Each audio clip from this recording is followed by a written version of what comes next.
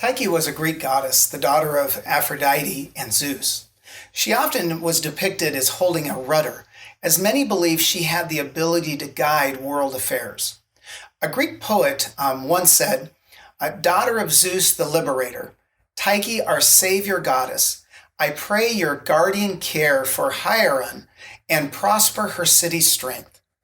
For your hand steers the ships of the ocean on their flying course, and rules the land the march of savages' war, and the assemblies of the wise council."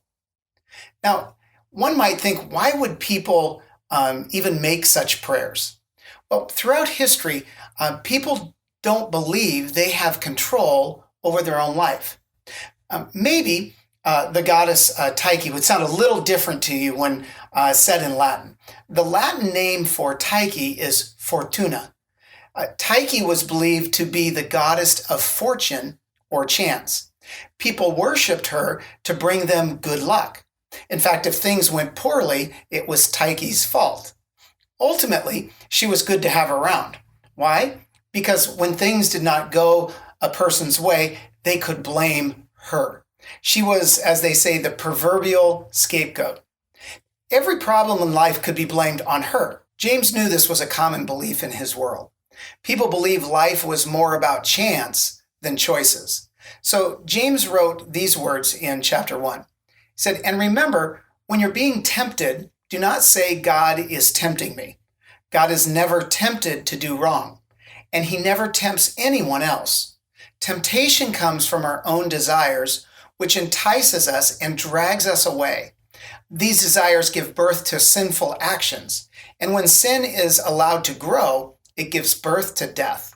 Now, the early Christians really just continued the blame game, but instead of doing it to Tyche, they did it to God.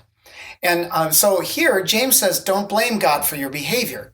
James wanted people to know that life, even as a Christian, is about choices, not chance.